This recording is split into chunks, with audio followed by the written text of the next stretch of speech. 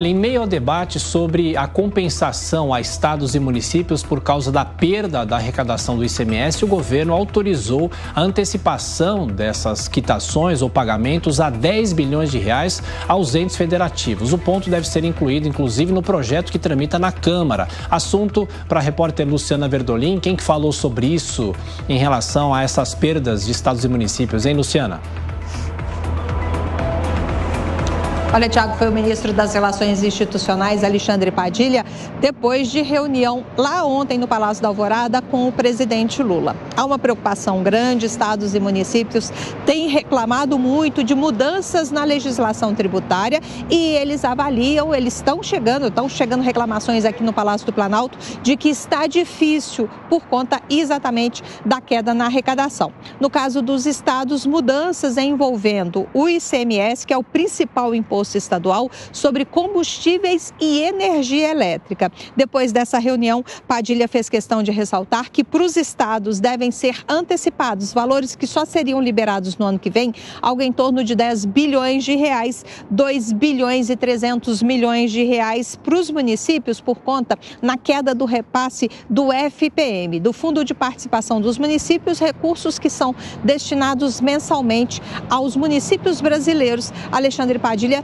faz questão de ressaltar a importância dessa negociação e dessa antecipação. A gente tem a sonora para acompanhar.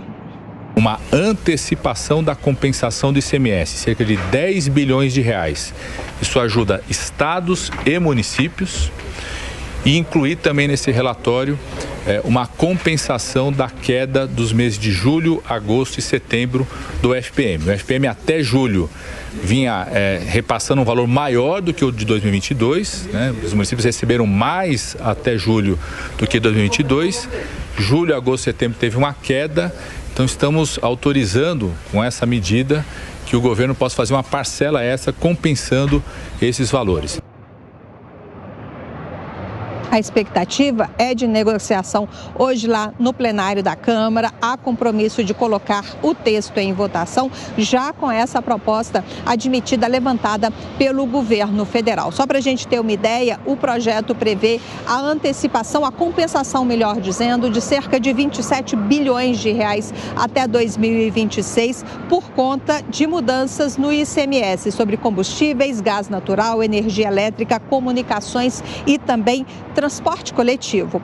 Quem esteve ontem aqui em Brasília também foram representantes dos municípios brasileiros que também vieram reclamar, estão pedindo a ajuda da administração federal, estão bastante preocupados, inclusive com a possibilidade de perder a arrecadação com o avanço da reforma tributária que hoje está no Senado Federal.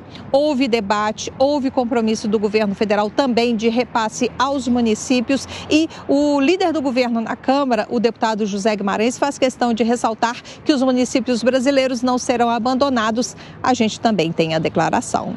Assim que a matéria for votada aqui, o Senado votar, o governo libera a primeira parcela desse auxílio emergencial, que deve dar em torno de 2.300 a 2,5 por aí, ninguém tem um número exato.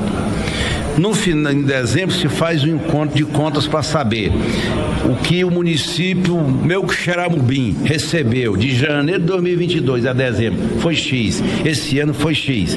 Tem diferença? Se tiver a menos, nós vamos também compensar com outra parcela.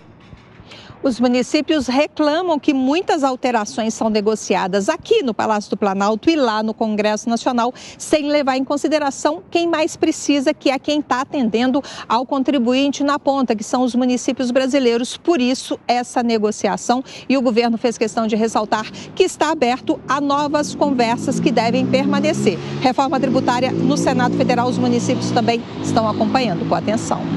Luciana, nunca é demais lembrar que o ICMS é um imposto estadual, mas há o repasse dos estados para municípios, principalmente os municípios mais carentes, que dependem desses recursos para tocar o dia a dia das prefeituras. Até já.